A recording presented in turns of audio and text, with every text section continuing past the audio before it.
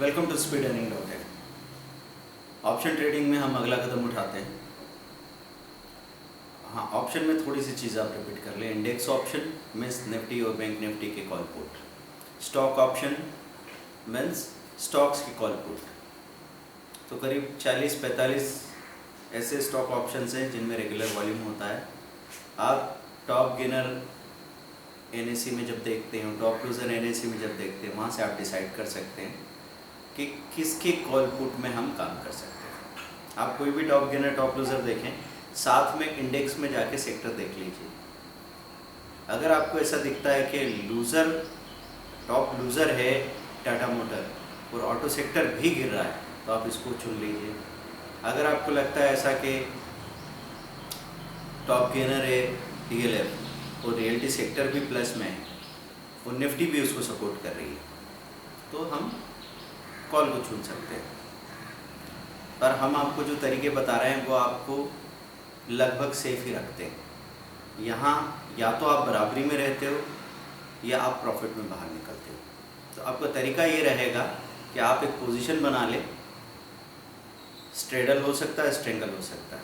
Straddle means call put दोनों को by कर रहे हैं, स्ट्रेंगल मीन्स दोनों को सेल कर रहे हैं, या फिर स्प्रेड है, एक को खरीद रहे हैं एक को बेच रहे हैं। तो उसके हिसाब से हम लोग पोजीशन बना सकते हैं। जो भी पोजीशन हो, अगर आपको ऐसा लगता है कि 30-40 हज़ार रुपये एंगेज होने के बाद में मुझे 1000 रुपये भी मिल रहे हैं, कभी भी ऐसा डिफरेंस आया, बुक करो, बाहर निकल। एक बार सुबह पोजीशन बनाई तो चांसेस है कि आप 11:30-12 बजे तक बुक कर लें। अगर एक 40 पे पोजीशन बनाई तो चांसेस है 2:30-3 बजे तक आप बुक करके बाहर आ सकते हो। क्योंकि 2% से ज़्यादा का रिटर्न आपकी कैपिटल पे अगर मिल रहा है, वो भी पूरी सेफ्टी के साथ, कि बाज़ार अचानक पलट के लोअर सर्किट या अपर सर्किट हो जाए तो भी आप सेफ रहोगे, तो फिर परेशानी क्या है। तो अब हम बात कर रहे हैं इस सेक्शन में पुट के साथ में स्प्रेड। तो पुट किस लिए होता है? मंदी के लिए, बियरिश मूवमेंट के लिए। तो एक है बियर पुट स्प्रेड, ये तो आपको समझ में आ जाएगा कि पुट से हम मंदी करेंगे। कैसे करेंगे? कि महीने की शुरुआत में मतलब पहले एक्सपायरी से लेके 2-3 दिन तक तो प्रीमियम एकदम बढ़ सकती है। उसके बाद जैसे ही रेंज आएगी तो अगले 4-5 दिन में दोनों प्रीमियम टूटेगी, कॉल की भी पुट की भी, दोनों पॉसिबिलिटी है। इतना टाइमिंग मेंटेन करना और ऐसे ही चीज़ों का प्रेडिक्टेबल होना तो आसान है नहीं। आपको पता है मार्केट कॉम्प्लेक्स है, जिसको हम सिंप्लीफाई करने की कोशिश कर रहे हैं, पर ये मार्केट कॉम्प्लेक्स है तो कॉम्प्लेक्स रहेगा। ठीक है, तो हम बात ये कर रहे हैं कि हो सकता है कि अचानक रेंज बाउंड हो जाए बाज़ार और कॉल पुट की प्रीमियम गिरने लग जाए। हो सकता है अचानक से मूवमेंट आ जाए और एकदम से भाग जाए बाज़ार। तो स्प्रेड उसका सॉल्यूशन है। तो हमको ऐसा लगा कि पिछली बार जो चीज़ टॉप गेनर की तरह हो गई है, लेकिन अभी वो अपने साल भर के लो के करीब है, थोड़ी शॉर्ट कवरिंग के बाद फिर गिर सकती है, उसमें पुट की पोजीशन बना लो। तो जैसे टाटा मोटर भी लो छूना चाह रहा है, या फिर हम कई बार उसको केयरन को देखते हैं, या टाटा स्टील को देखते हैं, वीडीएल को देखते हैं, ये थोड़ा ऊपर आते हैं फिर लुढ़क के नीचे जाते हैं। तो हमने क्या किया, एक बड़ा पुट ले लिया, खरीद लिया। बड़ा पुट मतलब समझो वीडीएल खड़ा है 99, तो 95 का पुट आपने ले लिया और 90 का पुट शॉर्ट कर लिया। तो 95 का पुट आपको सपोज 5 रुपीज़ की प्राइस पे चल रहा है, 2000 शेयर का लॉट है, तो 10,000 रुपये एंगेज हो रहा है और आप उधर 3 रुपीज़ के पुट को शॉर्ट कर रहे हैं। तो आपका जो टोटल पॉसिबल लॉस है वो 5 भी ज़ीरो हो जाए तो 5 रुपये यहाँ चला जाएगा, 3 भी ज़ीरो हो जाए तो 3 में 3 रुपये मिल जाएगा। टोटल ये 3 और 5 के बीच का 2 रुपये का डिफरेंस ही आपका मैक्सिमम पॉसिबल लॉस है।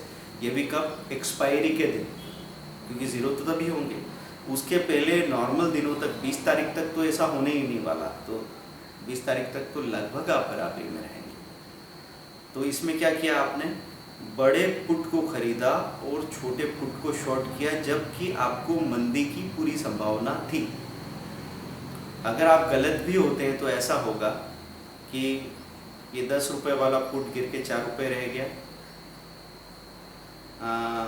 तो उधर 5 रुपये वाला पुट भी गिर के 1 रुपये रह गया। इस तरह की पॉसिबिलिटी बनेगी। या 5 या 3 की बात करें तो 5 रुपये वाला पुट गिर के 2 रुपये रह गया, तो 3 वाला पुट भी गिर के उधर 2.5 रुपये गिर जाएगा, 3 रुपये गिर जाएगा, बराबरी में आपका काम हो जाएगा। थोड़ा बहुत नुकसान हो तो कॉल पुट में उसको आप कंसिडर नहीं करें, क्योंकि आप अगर एक रिस्की प्लेटफॉर्म में काम कर रहे हैं तो जिस गति से यहाँ पैसा जाता है उसी गति से वापस आता है। तो ये हो गई 15 तारीख के पहले की बातें, बल्कि 10 तारीख और मानूँ तो सेफ है। इसके बाद आती है 15 तारीख के बाद की बात, एक्सपायरी आने वाली है, तो तीसरा और चौथा हफ्ता काफ़ी रिस्की हो सकता है। उस केस में फिर हम जो चीज़ें आपको बहुत स्ट्रॉन्ग दिख रही है उसका आप कॉल नहीं खरीद सकते। निफ्टी ऊपर जा रही है, कुछ सेक्टर कुछ स्टॉक बड़े स्ट्रॉन्ग हैं, लेकिन हम उसके पुट से काम करेंगे क्योंकि हम खरीद नहीं सकते ना कॉल। तो कॉल खरीदने की बजाय हम लोग क्या कर रहे हैं, उसका बड़ा पुट शॉर्ट कर रहे हैं और छोटा पुट खरीद रहे हैं। मतलब हम जब हमको उसमें तेजी दिखती है तो पुट से हम बुलिशनेस कर रहे हैं, उसको कहेंगे बुल पुट स्प्रेड।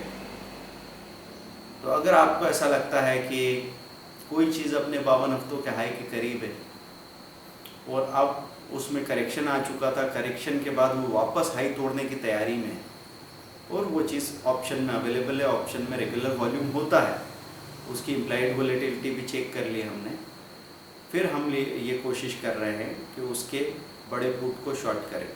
जैसे मुझे लगा कि रिलायंस रिकवर करने वाला है, या मुझे लगा इस महीने शायद आइडिया, भारतीय एयरटेल रिकवर करे, तो आइडिया खड़ा है 143 पे, तो मैं क्या करूँगा, मुझे दिख रहा है 145 था, बाजार गिरा तो 43 तक आ गया, हो सकता वापस 50 जाएगा, वो 140 का पुट शॉर्ट कर दूँगा। वो समझो 6-7 रुपीज़ के 7 रुपीज़ के आसपास चल रहा है, 140 का पुट शॉर्ट कर दिया और 130 का पुट खरीद लिया जो 2 या 2.5 रुपये है। थोड़ा बड़ा भी हम लोग कर सकते हैं, वैसे खरीदने की बात करेंगे तो छोटा क्यों खरीदेंगे, क्योंकि एक्सपायरी में खरीदने वाली चीज़ इतनी छोटी रखो कि उसकी गलने की संभावना भी हो तो चलेगा। तो 2 रुपये या 1.5 रुपये वाला ही पुट खरीद लेंगे। तो इस केस में क्या बनेगा कि जैसा हम सोच रहे हैं उसी डायरेक्शन में अगर बाजार जा रहा है, निफ्टी सपोर्ट कर रही है, आइडिया स्ट्रॉन्ग है, उसने अपना रेजिस्टेंस तोड़ा है, तो वो अगले रेजिस्टेंस तक वो तेज़ी से जाने वाला है। तो इसको देखने के लिए आप क्वार्टर 6 मंथ का चार्ट वगैरह देखेंगे, फिर ही आप तय करेंगे। उसी डायरेक्शन में अगर चीज़ें हो रही है तो पुट बहुत तेज़ी से नीचे आएगा।